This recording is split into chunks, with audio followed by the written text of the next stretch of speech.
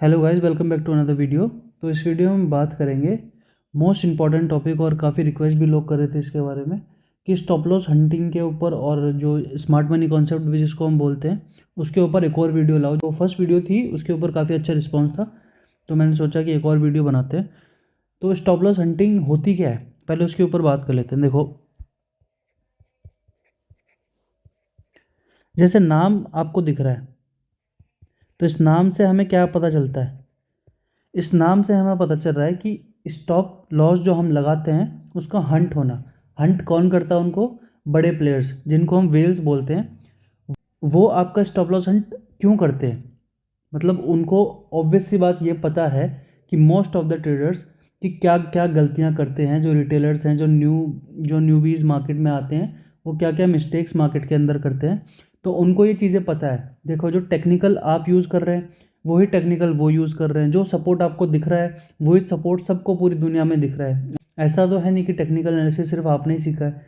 तो जो चीज़ आपको दिख रही है ना, सपोर्ट हो, रेजिस्टेंस हो, या कोई भी चार्ट पैटर्न हो, या कोई भी वॉल्यूम हो, कैंडल हो, तो वो चीज़ें सबको दिख रही है। ठीक है, रिटेलर्स को भी दिख रही है, बड़े प्लेयर्स को भी दिख रही है। तो आपको अलग कैसे होना है, हम इस वीडियो में, बहुत इंपॉर्टेंट वीडियो है, सही बता रहा हूँ, कोई आपको बताएगा भी नहीं चीज़ें। अगर आप रेजिस्टेंस ब्रेक होने पे, ब्रेकआउट होने पे अगर बाय करोगे, सब कर रहे होंगे। ठीक है, ऐसा नहीं है कि किसी ने बाय नहीं किया होगा, किसी को पता ही नहीं रेजिस्टेंस था ये।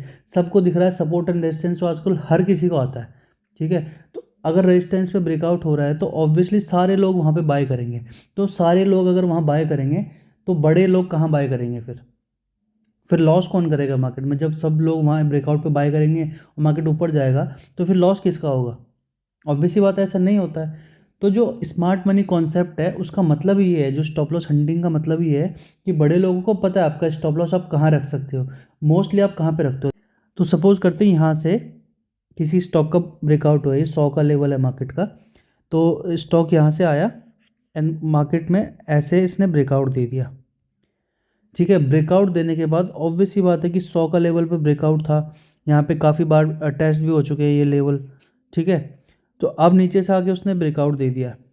अगर ब्रेकआउट दिया उसने तो ये ब्रेकआउट विजिबल है सबको।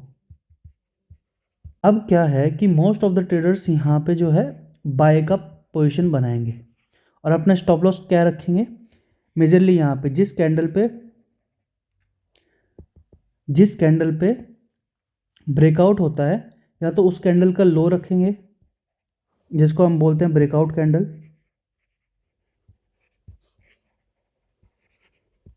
उसका लो रखेंगे। या तो एक और एग्जांपल मैं लेता हूँ, जैसे सिंपल सा ब्रेकआउट अपन लेते हैं कि सिंपल सा ब्रेकआउट, मार्केट यहाँ गया, यहाँ गया, यहाँ गया, और ऐसे करके ऐसे ब्रेक कर दिया मार्केट ने। ठीक है, तो या तो जिस कैंडल पे ब्रेक हुआ है उसका लो रख देंगे वो स्टॉप लॉस, या तो इसका लो रख देंगे कैंडल का, या फिर ये जो स्विंग बनाया है इसने, इस स्विंग के लो का नीचे का एसएल रख देंगे वो, एसएल रख देंगे वो। ठीक है, अब ये most of the obvious stop losses है, ये सबको पता है कि ऐसे ही लगाते हैं स्टॉप लॉस। तो आपको क्या करना है? मोस्ट ऑफ द टाइम आपने क्या देखा होगा कि जब भी मार्केट आपका स्टॉप लॉस हंट करता है, ये नीचे की तरफ आएगा मार्केट, अगर यहाँ से आपका स्टॉप लॉस हंट करने के बाद आपकी ही डायरेक्शन में ऊपर जाता है। सिर्फ आपका स्टॉप लॉस खाने नहीं आया था वो, क्योंकि उन्हें पता है कि रिटेलर्स का माइंडसेट क्या होता है, वो कहाँ पे स्टॉप लॉस लगा सकते हैं आपका, जो बड़े प्लेयर्स हैं, इसलिए वो प्राइस को वहाँ लेके आते हैं। और जहाँ आपका स्टॉप लॉस होता है वहाँ वो एंट्री करते हैं। आपको क्या लग रहा है वो इतने ऊपर लेंगे, ब्रेकआउट के बाद खरीदेंगे वो?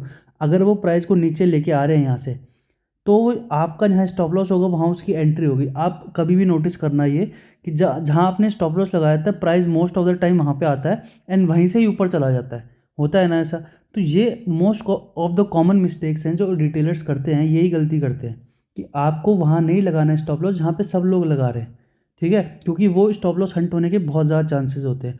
और किन किन सिनेरियोज़ में स्टॉप लॉस हंटिंग होती है उस बारे में भी हम इस वीडियो में बात करेंगे कि उन सिनेरियो से कैसे बचना है, कौन से चार्ट पैटर्न में हमें ट्रेड नहीं करना है, कौन से चार्ट पैटर्न में करना है जिसमें स्टॉप लॉस हंटिंग कम होती है। तो उसके बारे में हम इस वीडियो में बात करेंगे। तो सबसे पहला तो आपको क्लियर हो गया कि stop loss most of the obvious place पे नहीं लगाना है कभी भी, कि जिसको सबको पता है, सब लोग वहीं लगा रहे हैं, तो नहीं लगाना है कभी भी। और दूसरा ये होता है कि जब भी ब्रेकआउट होता है मार्केट के अंदर, जब भी मार्केट में ब्रेकआउट हो रहा है, तो जो भी ऑब्वियस ब्रेकआउट है ना मार्केट के अंदर, उसको हमें ट्रेड नहीं करना है।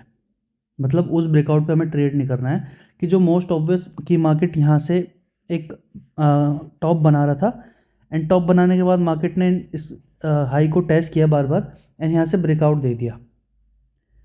ठीक है, अब इसको हमें ट्रेड नहीं करना है। कब नहीं करना है, कौन से टाइम फ्रेम पे नहीं करना है, वो मैं आगे बताऊंगा। आगे की वीडियो बहुत इंपॉर्टेंट होने वाली है, मैं सच बता रहा हूँ। इससे इंपॉर्टेंट आपको वीडियो कभी देखने को मिलेगी नहीं स्टॉप लॉस हंटिंग के ऊपर। तो इन ऑब्वियस ब्रेकआउट्स की प्लेसेस पे बाय नहीं करना है कभी भी ऑन ब्रेकआउट कैंडल पे कभी बाय नहीं करना है। जैसे मान लो 100 पे आपने बाय किया है यहाँ पे कुछ, ठीक है, अब 90 के आसपास जो है स्विंग भी बनता है और कैंडल का लो भी 92 के आसपास है।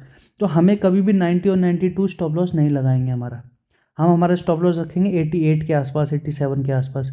ठीक है, अगर आपको लॉस ज़्यादा और आपको लग रहा होगा कि भैया ये तो अगर मैं नीचे इतने स्टॉप लॉस रखूँगा तो हमें लॉस ज़्यादा होगा, लॉस ज़्यादा नहीं होगा। आप अपनी क्वांटिटी जो है उसको डिक्रीज़ कर दोगे, समझ रहे हो। जहाँ आप पहले 100 क्वांटिटी ले रहे थे अब वो क्वांटिटी आप 80 लोगे।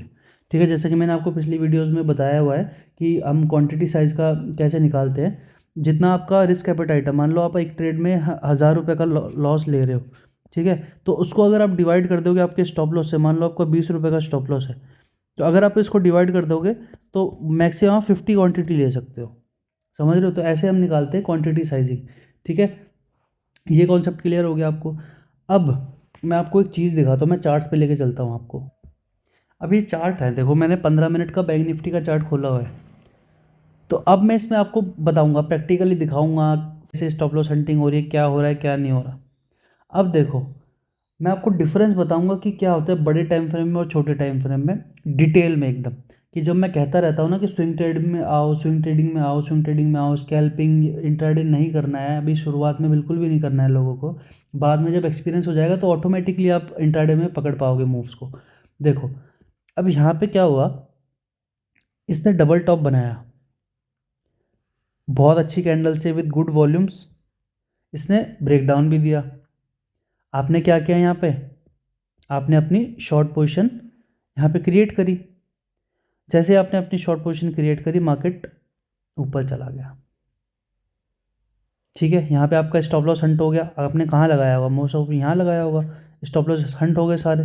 यहाँ पे आप ध्यान दो कि जब आपने ये 15 मिनट ब्रेकआउट पे अगर ट्रेड लिया होगा, यहाँ पे इस वाली कैंडल का अगर ब्रेकआउट और यहाँ पे आपने ट्रेड लिया होगा, अगर यहाँ पे इसने ब्रेकआउट दिया है, ब्रेकआउट देने के बाद इसने अच्छी एक कैंडल बनाई, उसके बाद में नीचे आ गया, आपका स्टॉप लॉस इस एरियाज़ के नीचे होना चाहिए। ठीक है, ये जो लो बना के गया था उसके नीचे होना चाहिए। मार्केट नीचे आया, मोस्ट ऑफ लोगों ने यहाँ पे एग्जिट कर दिया होगा। ठीक है, एग्जिट करने के बाद मार्केट ऊपर की तरफ गया एंड ऊपर की तरफ जाने के बाद क्या हुआ, साइडवेज हो गया।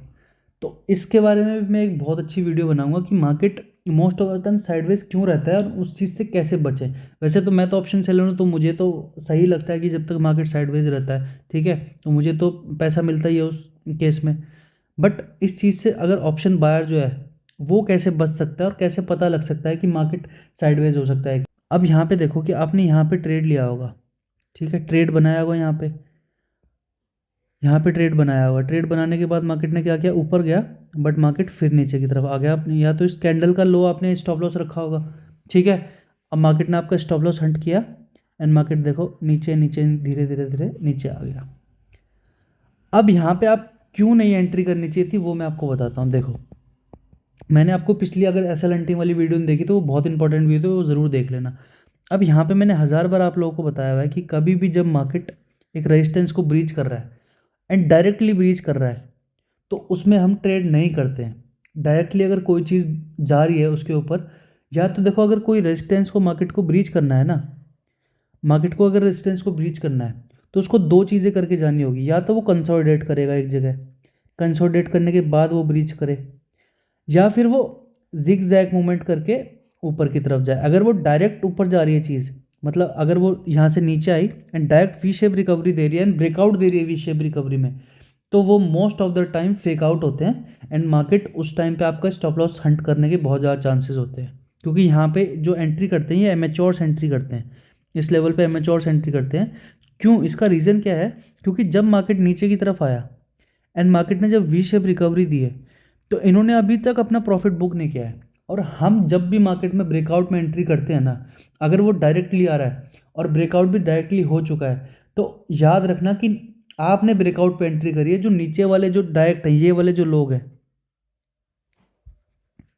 जो ये वाले लोग हैं, वो यहाँ से खरीद के आ रहे हैं, आप लोगों ने यहाँ खरीदा है, तो वो अपना कभी भी प्रॉफिट बुक कर सकते हैं।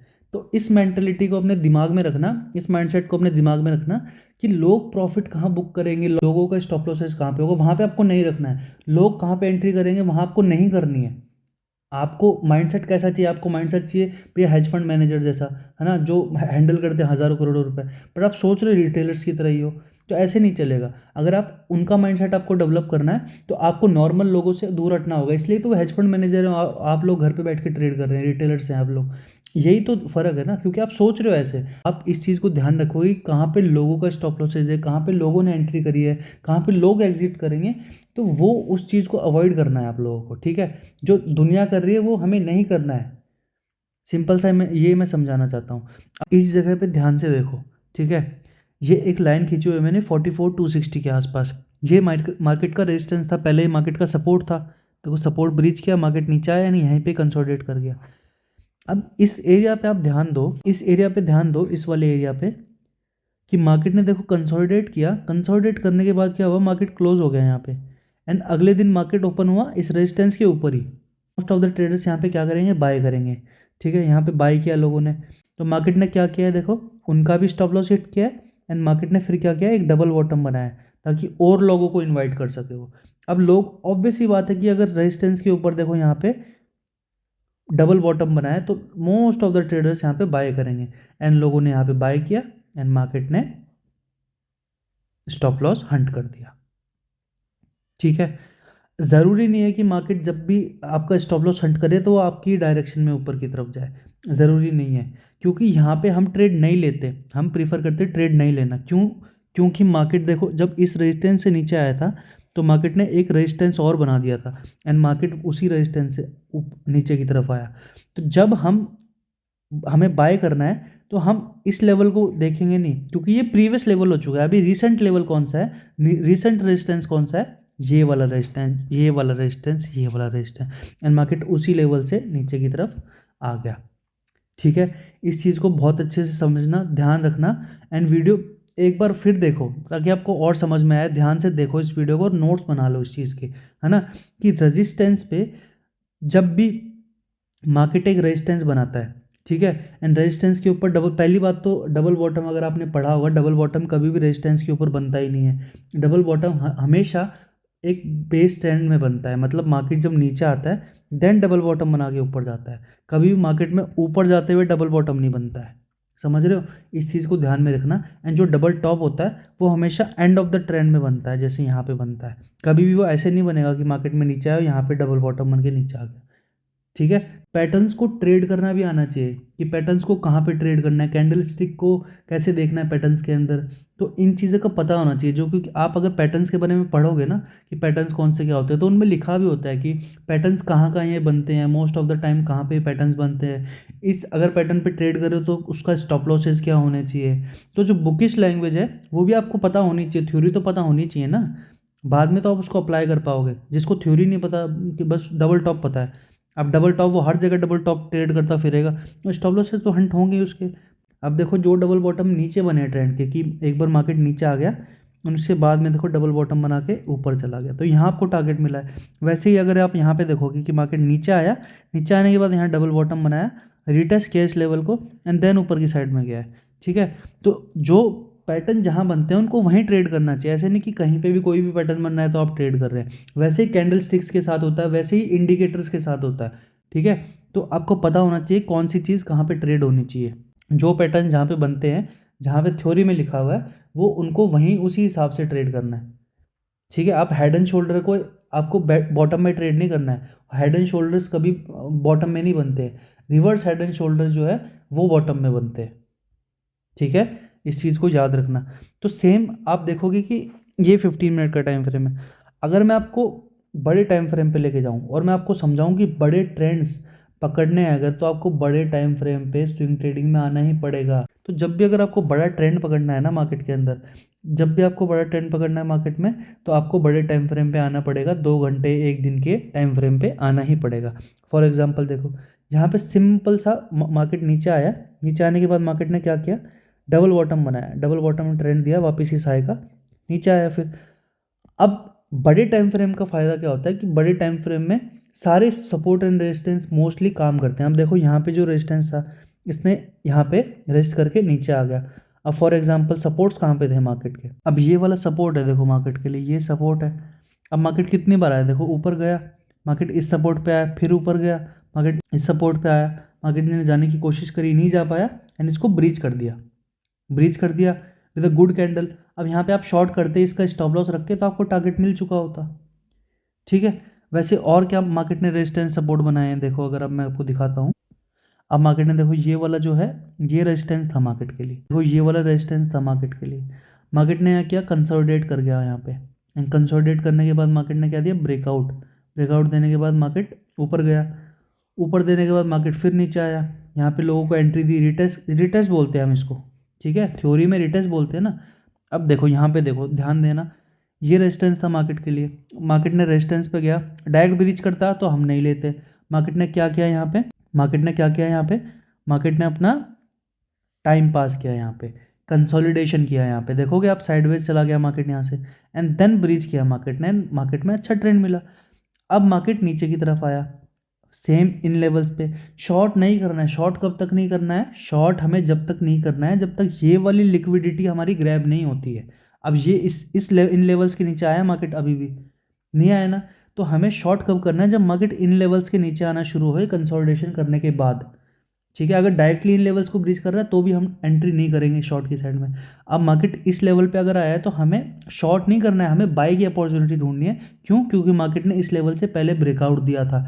तो जो यहाँ पे एंट्री नहीं कर पाए हैं या फिर जो एंट्री करना चाहते हैं, नई एंट्री पोजिशन बनाना चाहते हैं, वो इन लेवल्स पर एक्टिव हो जाएंगे, वो सारे बायर्स, समझ रहे हो। यहाँ सेलर्स एक्टिव नहीं होंगे, क्यों नहीं होंगे, क्योंकि सेलर्स ऑलरेडी यहाँ से बेच के आ रहे हैं, तो वो अपना प्रॉफिट बुक करेंगे ना जैसे ही, तो मार्केट ऊपर की तरफ निकलने के चांसेस होते हैं। आपको अपने रूल्स फॉलो करने हैं, आपको अपना जो आपने प्लान बनाया है वो फॉलो करना है, और किसी का फॉलो नहीं करना है, ठीक है। सपोर्ट रेजिस्टेंस सब काम करते हैं मार्केट में। देखो अगर आप सिंपल सा बड़े टाइम फ्रेम पे ये भी ट्रेड करते तब भी आपको कितना बड़ा ट्रेंड मिलता है, यहाँ से कितने पॉइंट्स होते हैं आप सोच के देखो। अगर मैं आपको दिखाऊँ यहाँ पे बैंक निफ्टी में कितने पॉइंट्स हैं,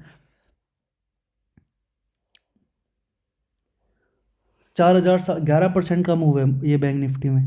तो हमें बड़े टाइम फ्रेम पे ज़्यादा प्रीफर करना है मार्केट को, बल्कि स्मॉलर टाइम फ्रेम पे। स्मॉलर टाइम फ्रेम पे आपके लिए बहुत इजी हो जाएगा, जब आपको एक बार बड़े टाइम फ्रेम पे जो है कमांड हो जाएगी ना, उसके बाद आपको स्मॉलर टाइम फ्रेम आ जाएगा इजीली, ठीक है। बट पहले अपनी कमांड तो बड़े पे करो, आप सीधा ही घुस रहे हो आप स्कैल्पिंग और इंट्राडे में हो, जो सबसे ही डिफिकल्ट है, तो आप कैसे कर पाओगे फिर। आप जो सबसे पहले सबसे डिफिकल्ट चीज़ करोगे तो नहीं हो पाएगा। सबसे पहले आप, सबसे इजी भी नहीं है स्विंग ट्रेडिंग, बट उससे कॉम्प्लिकेटेड कम है ये स्विंग ट्रेडिंग। तो आप इसमें पहले आओ एंड देन इसमें कमांड करने के बाद आप जो है छोटे टाइम फ्रेम पे ट्रेड करना शुरू कर सकते हैं इंट्राडे में, ठीक है। अगर वीडियो अच्छी लगी तो लाइक कर देना एंड सब्सक्राइब कर देना चैनल को। Thank you.